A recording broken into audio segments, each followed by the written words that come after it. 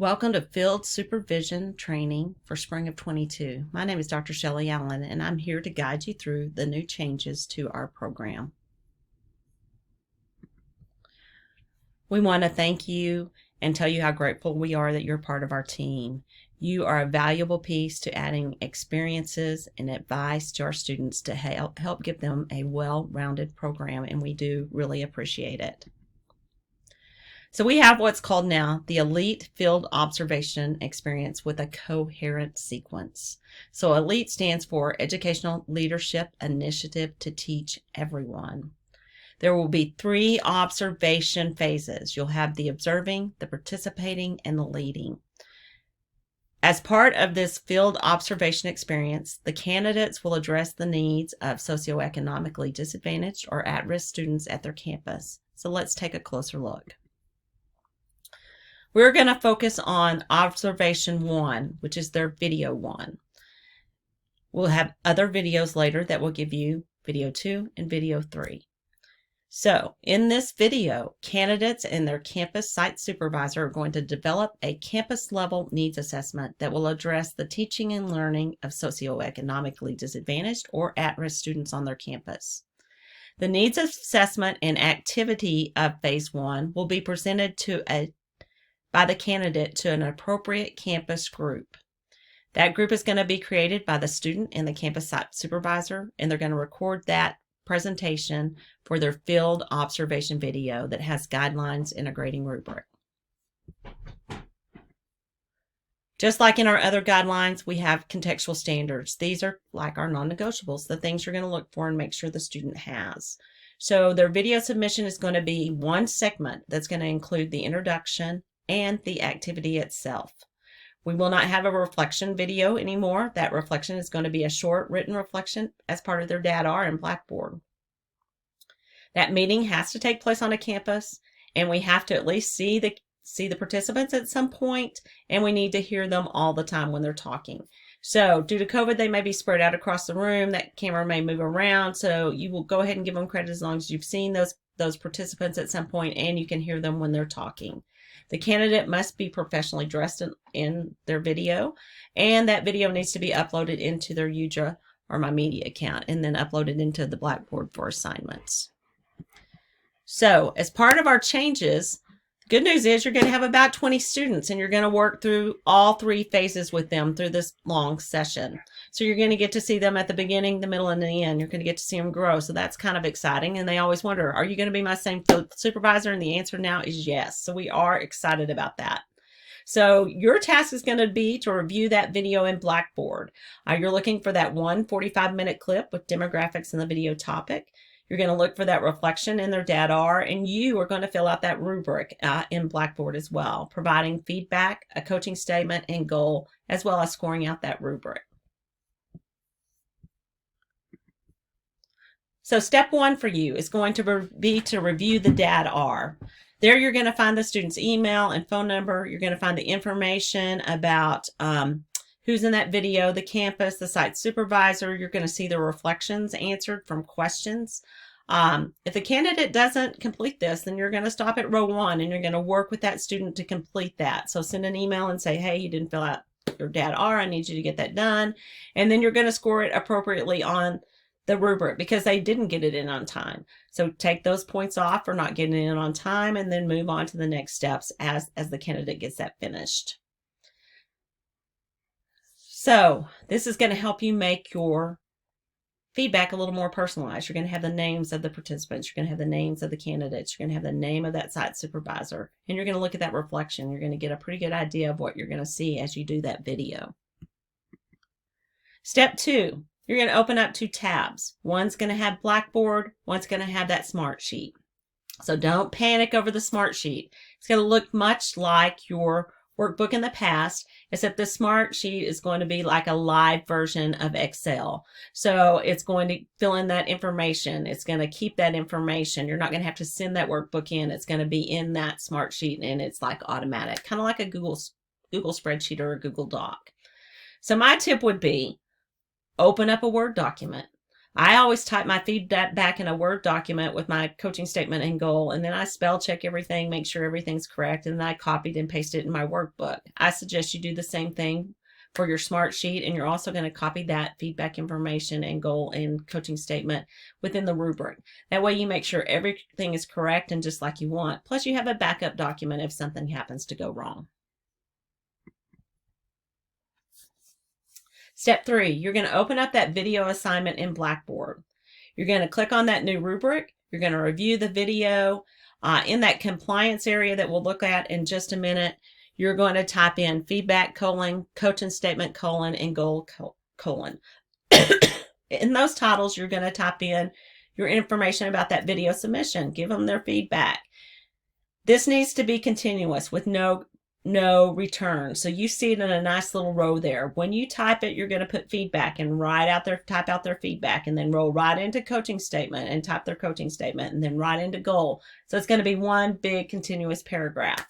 If we don't do that, it's not going to mail merge. So be sure that you do that with no returns and it's all one continuous paragraph. But we want to be sure that you have those titles there: feedback, coaching statement, and goal.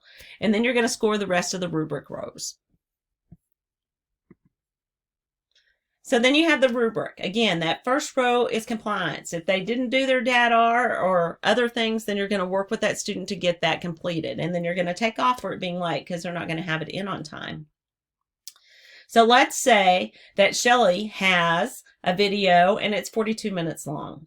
The requirement is 45. So you're going to email that student and you're going to say, Shelly, I watched your video. It's 40 minutes long or 42 minutes long, and the requirement is 45. I need you to record a corrective action video that gives more details for 3 minutes, and we'll add that to your submission to get your 45 minutes. So you can give them some suggestions on what they can add to it, because you will have watched at least the 45 minutes. So do they need to pull somebody else and ask some questions? Do they need to talk to their site supervisor about how that meeting went?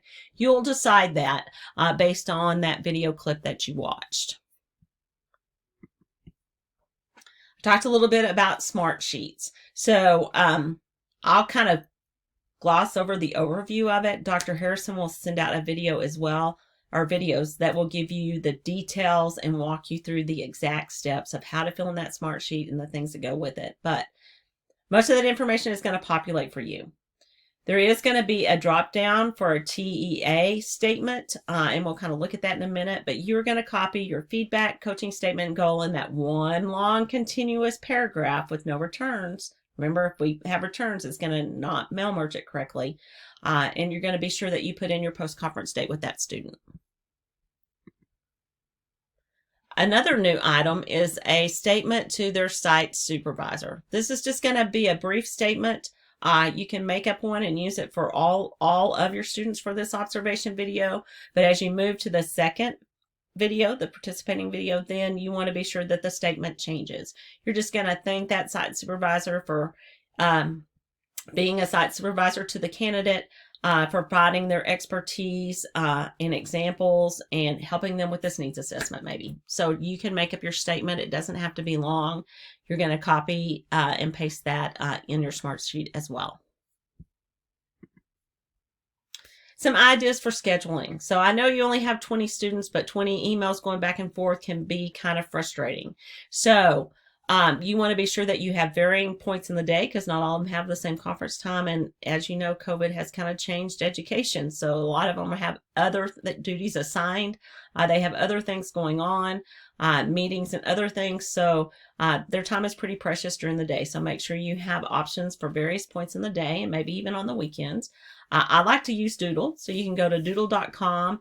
It allows you to put in when you're available, send out that link, and then the students can sign up when they're available. So that just takes the emailing back and forth out. And at the end of this presentation, there's a slide that shows you how to do that if you don't know how to do that. If you have another system that works for you, that is great. That is just a suggestion for me. I just kind of help you out and make it a little easier. So again, here are those slides. There's one on Adobe Connect. If you want to meet with them at Adobe Connect, they're there. How to use Doodle is here. Here's some old field supervisors and training. You don't necessarily have to use that, but it's there if you want it. So let's take a moment and look at Blackboard and Smartsheets and kind of put it all together in broad strokes. Again, Dr. Harrison will send out emails with specific training for each of these items. So on my screen is an example of Blackboard, and this is an actual example. So there are no grades there because students haven't gotten that far because we've kind of changed up the what 5398 looks like in the grade book. So you would go to the Grade Center, click on that. Full Grade Center, click on that, and then it's going to bring you to this list. Sometimes it takes a little longer. It's been a little quirky for me, so it may be for you as well. Then you're going to look at the grade book. You're going to find your list of students. You're going to find that from your Smartsheet and then match it up with what's in grade book because you're going to have a whole section. Remember, you only have 20 students, so there's going to be more students in that grade book than you have on your Smartsheet. You're going to go with what's on your Smartsheet. So let's take a look at the DADR first and some of the questions that are there. So here is what the DADR looks like for students. They're going to click begin and fill in their information.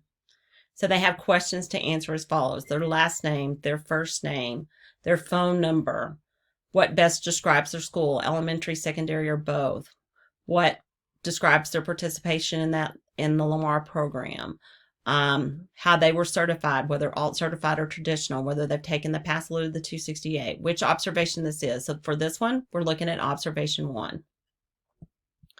And then they're going to share the date the observation video was recorded. So it's going to be right here. They're going to put the date, and they gave them an example of how to put that date in. What time of day did you do the observation? Was it like 8:30 a.m.? They'll put the answer there. What time of day did you end your observation? They'll put the time there. What is the length? So this should say 45, or they're going to have a corrective action if it's less than 45.